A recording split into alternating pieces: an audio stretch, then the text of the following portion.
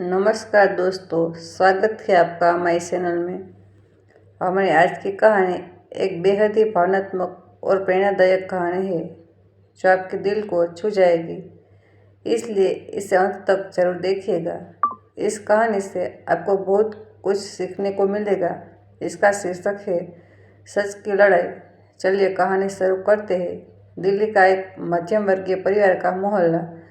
दोपहर में माहौल में शांति छाई थी कि तभी अचानक शारदा जी के घर से उनकी बहू सिया चिल्लाती हुई बाहर आई।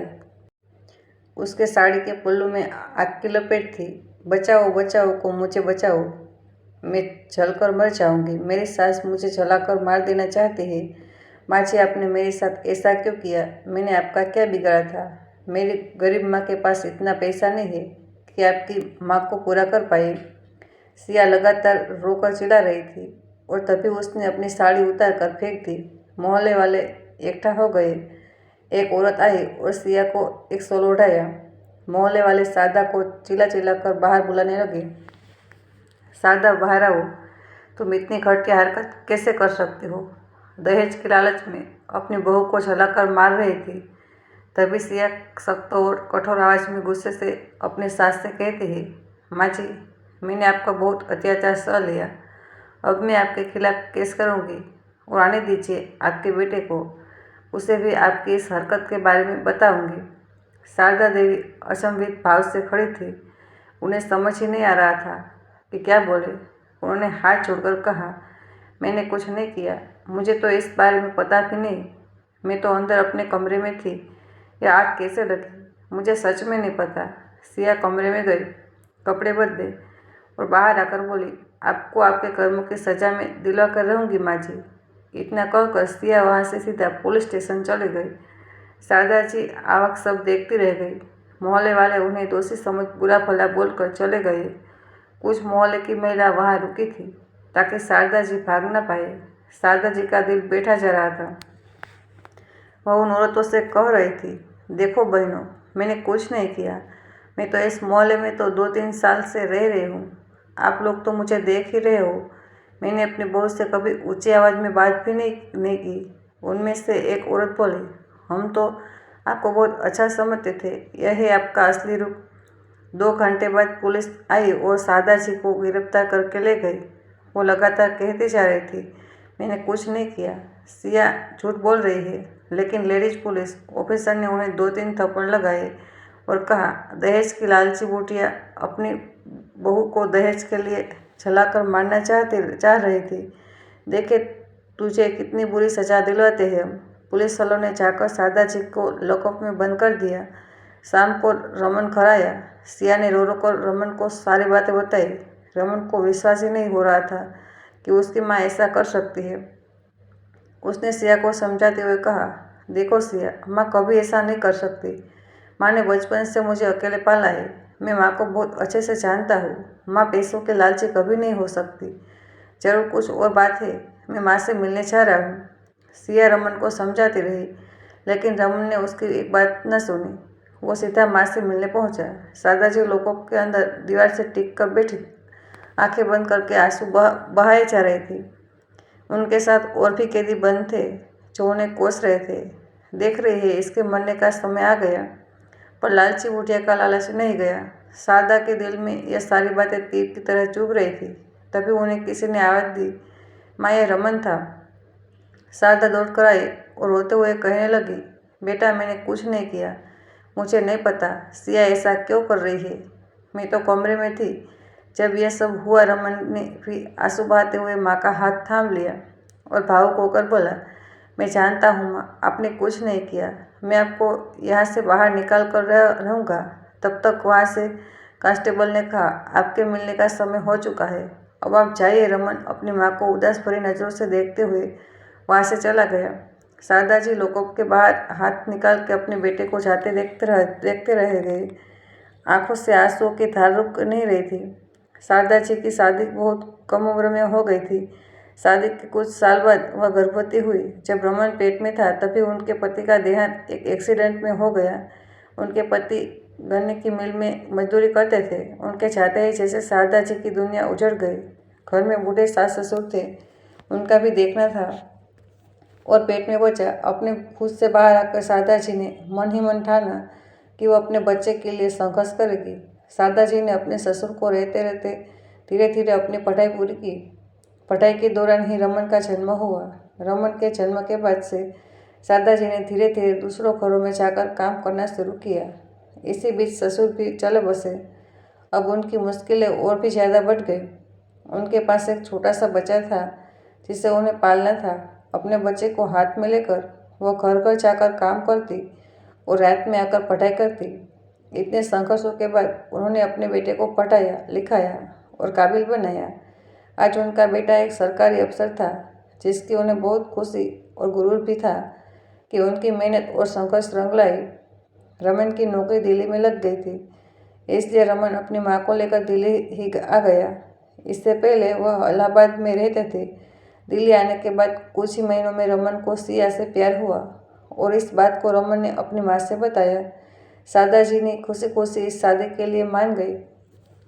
शादी के बाद सब सामान्य चल रहा था।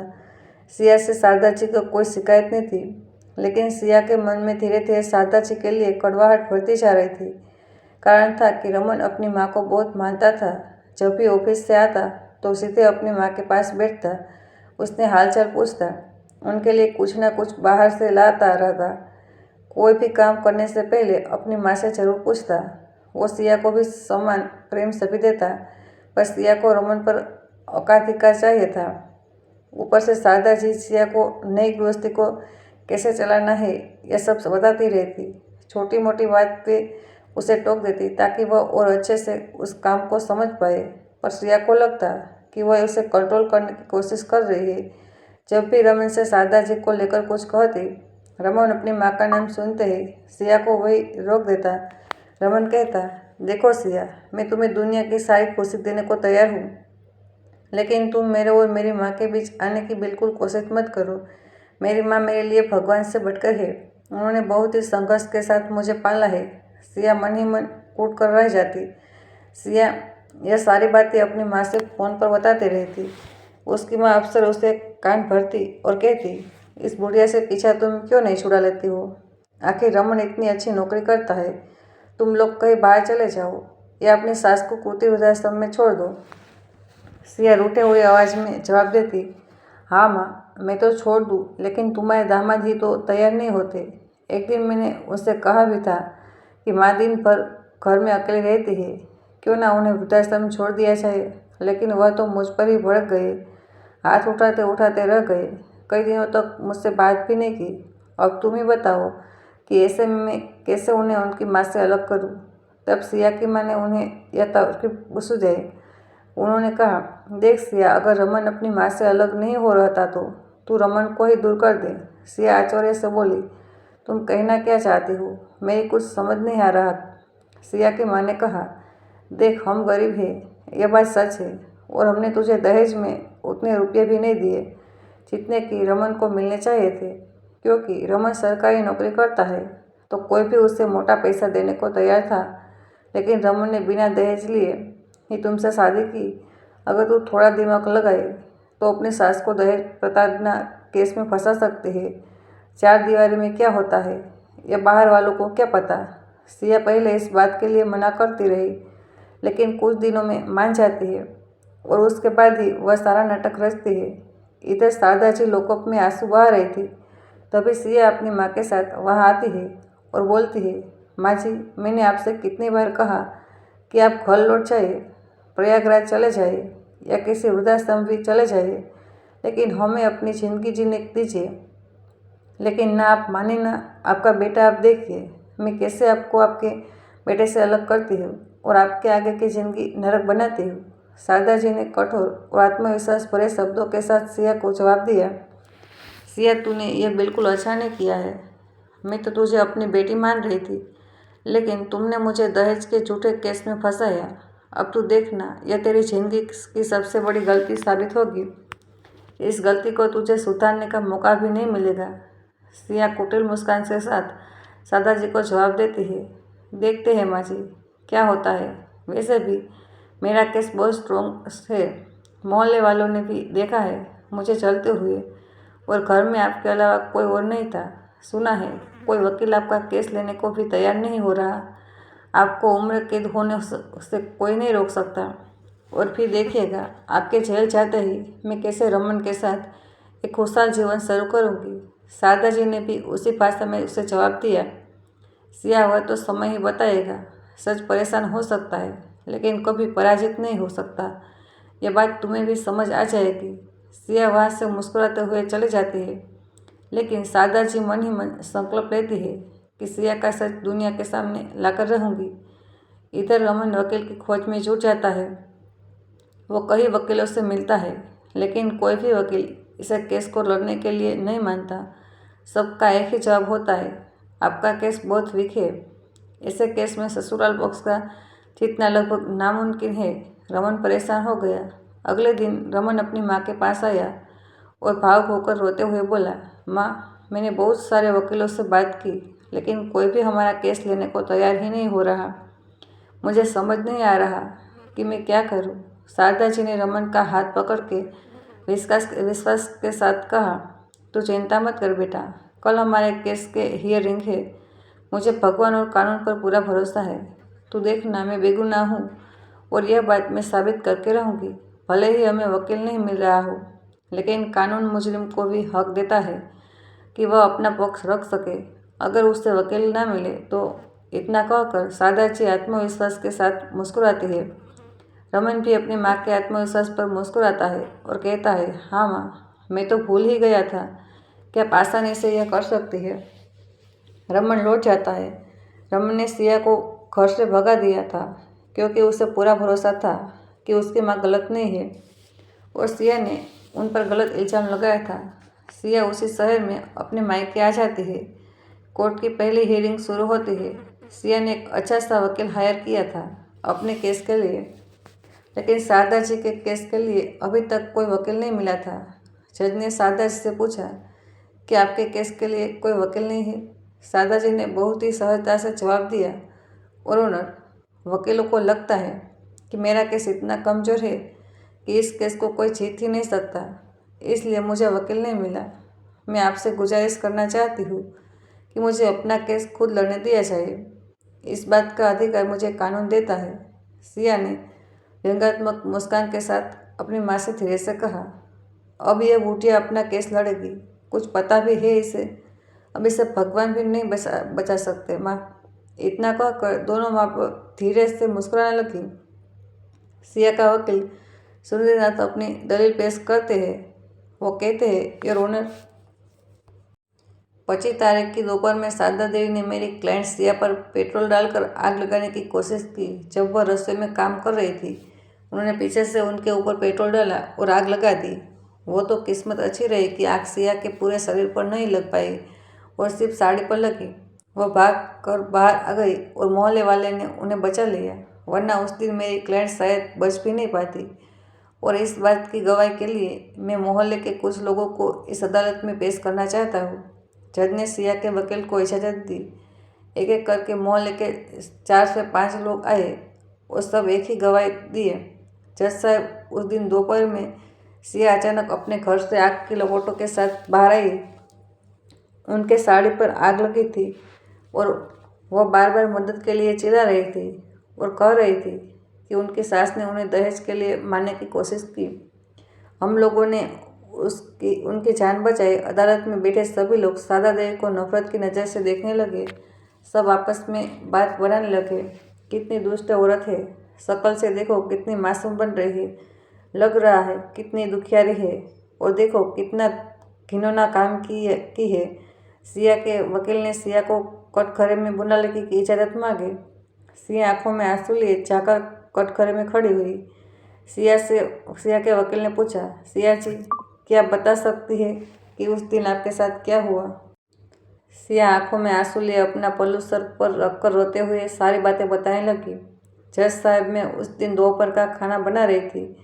मैं अपने काम में लगी थी, तभी अचानक से माँ जी पीछे से आई। उन्होंने मेरे ऊपर पेट्रोल डाला और इससे पहले कि मैं कुछ समझ पाती हूँ, उन्होंने माचिस से मेरे ऊपर आग लगा दी। वह तो भगवान की कृपा थी कि आग सिर्फ मेरे कपड़ों पर लगी और मैं दौड़कर बाहर आ गई। और आगे की कहानी तो मोहल्ले वाले ने आपको बता ही दी है। उन्हीं लोगों ने मेरी जान बचाई, नहीं तो आज शायद मैं इतना कहकर सिया रोने लगी। सिया ने आगे बताया, जज साहब, मेरी सास मुझे हमेशा दहेज के लिए ताने देती। मैं एक गरीब घर की लड़की हूँ। मेरे पापा ने है, सिर्फ माँ और छोटा भाई है। उसकी इतनी औकात नहीं थी कि वह इन्हें ज़्यादा दहेज दे पाए। रमन मुझसे प्यार करता था, इसलिए उसने शादी का दबाव बनाया। बेटे के दबाव में उन्होंने शादी तो कर दी, लेकिन कभी मुझे अपनी बहू के रूप में नहीं अपनाया। अफसर मुझे ताने मारती कि तेरी माँ ने कुछ नहीं दिया, जाकर 2 लाख अपनी माँ से लेकर आ। तो कभी कहती, जाके सोने की चैन लेकर आ। मेरे बेटे को एक सोने की चैन भी नहीं दी तेरी माँ ने। यह मुझे अफसर मारने की धमकी भी देती, पर मुझे नहीं पता था कि यह सच में ऐसा करेगी। इतना कहकर सिया वही फुट फुट कर रोने लगी। जज ने सिया को वापस जाने को कहा और शारदा देवी से अपनी दलील पेश करने को कहा। शारदा देवी ने कहा, जज साहब, मैं सिया से कुछ सवाल पूछना चाहती हूँ। जज ने वापस से सिया को कटघरे में बुलाया। शारदा ने सिया से सवाल पूछा, एक बात बताइए, आप कह रही है कि मैंने आपके ऊपर पेट्रोल डाला और आग लगा दी। जरा मुझे यह बताइए कि ऐसा कौन सा पेट्रोल होता है जिसको अगर डाला जाए तो आग सिर्फ साड़ी और पल्लू में लगती है, बल्कि पूरे शरीर में नहीं। जज साहब, आप जरा इन्हें ध्यान से देखिए। क्या आपको इनके शरीर में कहीं पर भी जले का कोई निशान दिख रहा है? जबकि पेट्रोल से आग लगाने पर तुरंत पूरे शरीर में फैल जाता है। सिया ने हड़बड़ाते हुए कहा, जब आप पेट्रोल डाल ही रही थी तो मैं थोड़े पीछे हट गई, इसलिए पेट्रोल सिर्फ पल्लू में गिर पाया। शारदा जी ने कहा, अभी तो आप कह रही थी कि मैंने पीछे से आपके ऊपर पेट्रोल डाला। सिया कुछ बोल नहीं पाई। शारदा जी ने कहा कि मैं मोहल्ले वालों को बुलाने की इजाज़त चाहती हूँ। जज ने इजाज़त दी। शारदा जी ने उनसे पूछा, यह बात बताइए, जब सिया आग की लपेट के साथ बाहर आई तो क्या आप लोगों ने सिया के शरीर में साड़ी के पल्लू के अलावा कहीं भी पेट्रोल देखा? क्या सिया के बाल पेट्रोल से गीले दिख रहे थे? सिया का शरीर कभी से भी जलता हुआ दिख रहा था? मोहल्ले वालों ने कहा, नहीं, शरीर तो हमें कहीं से भी गीला और जला नहीं दिख रहा था। आग सिर्फ पल्लू में ही लगी थी। शारदा जी ने कहा, अब आप खुद बताइए जज साहब कि मैंने उसके ऊपर पूरा पेट्रोल डाल दिया और आग लगा दी, और ऐसे आग लगा कि सिर्फ पल्लू जला, शरीर नहीं। दूसरी बात, यह मैं अपने कुछ मेडिकल रिपोर्ट्स आपको दिखाना चाहती हूँ। मेरे एक हाथ में एक बीमारी है जिससे मेरा एक हाथ अक्सर कांपते रहता है। तो जैसा कि सिया बता रही है कि मैंने उससे पर पेट्रोल डाला और माचिस से आग लगा दी, तो मैं बताना चाहूँगी कि मेरा हाथ लगातार कांपता रहता है। मैं इतनी जल्दी माचिस जला ही नहीं सकती। दूसरी बात, सिया की उम्र लगभग 30 साल है और मेरी उम्र 65 साल। अगर मैं सिया के ऊपर पेट्रोल डालकर आग लगाने की कोशिश भी करती हूँ तो क्या वो मेरा विरोध नहीं कर पाएगी या चुपचाप खड़ी होकर तमाशा देखेगी? जज को शारदा जी की बात पूर्ण तार्किक लगी। कोर्ट में बैठे लोगों का नज़रिया भी अब बदल चुका था। सिया को तो जैसे काटो तो खून नहीं। वह समझ नहीं पा रहे थे कि शारदा इतने अच्छे से आर्गूमेंट कैसे कर ले रही है। जज ने उसे दिन की कार्यवाही को समाप्त किया और फैसला सुनाने के लिए अगला डेट दिया। सिया सीधे अपने वकील के पास उसके केबिन में गई और उस पर भड़क गई, तुम वहाँ क्या कर रहे थे? जब वह इस तरफ से आर्गूमेंट कर रही थी तो तुम्हारे पास उसका जवाब क्यों नहीं था? वकील सुरेंद्र ने कहा, देखिए सिया जी, वह जो भी आर्गूमेंट कर रही थी वह पूरी तरह से तार्किक था। उसको बीच में काटने का सवाल ही नहीं था। मैं क्या बोलकर ऑब्जेक्शन उठा था? और दूसरी बात कि शारदा जी इतने सते हुए वकील की तरह आर्गूमेंट कैसे कर रही थी? एक साधारण 65 साल की महिला इतना दिमाग नहीं लगा सकती। वह जिस तरीके से अपने केस की तैयारी करके आई थी, ऐसा लग रहा था कोई मचा हुआ वकील अपने केस की तैयारी करके आया हो। आपने मुझे अपनी सास के बारे में पूरी बात नहीं बताई क्या? सिया ने कहा, मुझे मेरी सास के बारे में जो भी पता था मैंने आपको सब बताया। वो घर में रहती है और सिर्फ घर के काम ही करती है। वकील ने कहा, नहीं, कुछ और बात है। एक बात बताइए, शारदा देवी का परिवार यहाँ आने से पहले इलाहाबाद में रहता था ना? सिया ने कहा, हाँ, वो 2 साल पहले ही यहाँ आए थे, रमन की नौकरी की वजह से। उसके बाद वकील ने इलाहाबाद हाई कोर्ट में और डिस्ट्रिक्ट कोर्ट के जितने भी वकील से उसका संपर्क था, सबसे फ़ोन पर पूछताछ की। वो जैसे जैसे बात सुन रहा था, उसके चेहरे के भाव गंभीर और आश्चर्य से भरे थे। सिया अपनी साड़ी के पल्लू का कोना मोड़कर फ़ोन रखने का इंतजार कर रही थी। सुरेंद्र ने गुस्से से सिया की तरफ देखा और कहा, आपको अपनी सास के बारे में कुछ नहीं पता। आपकी सास एक जानी मानी वकील रह चुकी है। इलाहाबाद हाई कोर्ट में 10 साल से उन्होंने वकालत छोड़ दिया है, पर आज भी वहाँ के वकील उन्हें अपना आइडल मानते हैं। उस घर में आप 6 महीने से कर क्या रही थी, जब आपको वहाँ के बारे में कुछ पता ही नहीं था? मुझे भी फंसा दिया। आज तक का रिकॉर्ड रहा है मेरा, एक भी केस नहीं हारा मैं। इतना कहकर सुरेंद्र सर पकड़ कर बैठ जाता है। सिया के तो जैसे होश ही उठ गए। उसका दिल धक से रह गया। उसे लगा कि जैसे वह वही चक्कर खा के गिर जाएगी। उसने टेबल पकड़ लिया और सोचने लगी, वह तो अपनी सास को कम पढ़ी लिखी और सिर्फ घर के काम करने वाली औरत समझती थी, और वह तो एक मची हुई वकील निकली। सिया को लग रहा था कि जैसे उसके हाथ से सब छूटता जा रहा है। इसी चिंता और जदोजहद में कैसे की अगली सुनवाई का दिन भी आ गया। काफ़ी लंबे समय तक दोनों पक्षों में बहस चली। सादाजी लगातार अपनी बात को बहुत ही अच्छे तरीके से रख रही थी। सिया का वकील भी उनके तर्कों का जवाब देने की कोशिश कर रहा था, और सादाजी का तजुर्बा हावी हो रहा था। अंत में सादाजी ने कहा, जज साहब, अब मैं आपको आखिरी सबूत दिखाती हूँ, जिससे इस केस का फैसला आज के आज हो जाएगा। उसके बाद सादाजी ने अपना लैपटॉप लिया और जज को उसमें कुछ दिखाया, और साथ में कुछ युवा लड़कों भी अपने साथ अदालत में लेकर आई थी। सादाजी ने कहा, जज साहब, जिस समय सिया कह रही थी कि मैंने उस पर आग लगाई, असल में उस समय मैं एक ऑनलाइन क्लास ले रही थी, वह भी लाइव। यह मेरे कुछ स्टूडेंट हैं जो उस वक्त लाइव क्लास में मुझसे जुड़ हुए थे, और मैंने आपको लैपटॉप में लाइव वीडियो भी दिखाई है। अब आप बताइए कि जब उस समय मैं लाइव क्लास ले रही थी, फिर मैं सिया के ऊपर आग कैसे लगा सकती थी?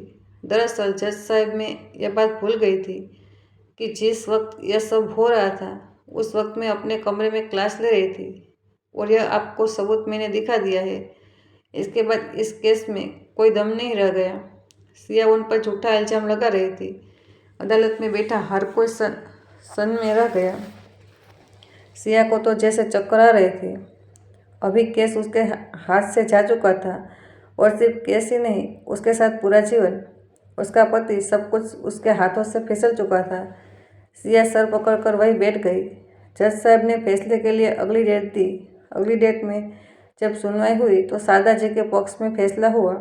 उन्हें बेगुनाह माना गया। सादाजी ने कहा, जज, बेगुनाह तो मैं हमेशा सही थी, लेकिन इस झूठे केस की वजह से मुझे कितने दिन जेल में बिताने पड़े। समाज में मेरी इज्जत उछाली गई, वह अलग, और जिसने मुझ पर झूठा केस किया वो चुपचाप यहाँ से चला जाएगा, पर मेरा जो अपमान हुआ उसकी भरपाई कौन करेगा? जज के पास सादाजी के इन सवालों का कोई जवाब नहीं था। उस दिन पूरे कोर्ट ने सादाजी के लिए खड़े होकर ताली बजाई। सिया वहीं बैठी आंसू बहा रही थी। रमन दौड़कर अपनी माँ के पास आया और गले लग गया। उसने खुशी से कहा, माँ, आपने तो कमाल कर दिया। मैंने सोचा था कि 10 साल बाद आप पता नहीं कैसे लड़ेगी। सादाजी ने रमन का हाथ थामते हुए बोले, बेटा, लड़ाई तो मैंने जिंदगी भर की है, और हर लड़ाई में जीत चुकी हूँ, चाहे वह जिंदगी की लड़ाई हो या झूठ के खिलाफ। तब तक सिया वहाँ आ गई और सादाजी के पैर पकड़कर गिड़गिड़ाने लगी, माँ जी, मुझे माफ़ कर दीजिए, मुझसे बहुत बड़ी गलती हो गई। मेरी माँ ने मुझे आपके खिलाफ बहका दिया था। मैंने रमन के साथ एक अलग दुनिया बसाना चाहती थी, लेकिन मैं ये भूल गई थी कि रमन की दुनिया आपके बिना ही नहीं। मुझे एक और मौका दीजिए, मैं दोबारा कभी शिकायत का मौका नहीं दूंगी। सादाजी पीछे हट गई। उन्होंने कहा, तुम्हें जिंदगी मेरे साथ नहीं, रमन के साथ बितानी है। मुझे इस बात से कोई फ़र्क नहीं पड़ता कि तुमने मेरे साथ क्या किया। अगर रमन तुम्हें अपना सकता है तो ठीक है, उसके लिए तुम्हें रमन की इजाज़त चाहिए, मेरी नहीं। इससे पहले कि सिया रमन के कुछ कहती, रमन ने सिया को 2 टूक जवाब दिया, तुम मुझसे उम्मीद भी मत करना कि मैं तुम्हें वापस अपनी ज़िंदगी में लाऊंगा। तुमने मेरी माँ पर इतना घिनौना इल्ज़ाम लगाया, झूठा दहेज केस, एक केस तुमने किया दहेज के लिए, अब एक केस मैं करूँगा तुम्हारे ऊपर तलाक के लिए। इतना कहकर रमन अपनी माँ को लेकर जाने लगा। सिया वही कचहरी में खड़ी आंसू बहाती रही। तो दोस्तों, ये थी हमारी आज की कहानी। आपको यह कहानी कैसी लगी अपनी राय कमेंट बॉक्स में ज़रूर बताइए। और ये कहानी आप कहाँ कहाँ से देख रहे हैं, अपना और अपने शहर का नाम जरूर लिख भेजें।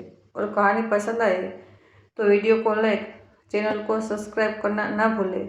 मिलते हैं जल्दी एक नई कहानी के साथ। तब तक के लिए धन्यवाद।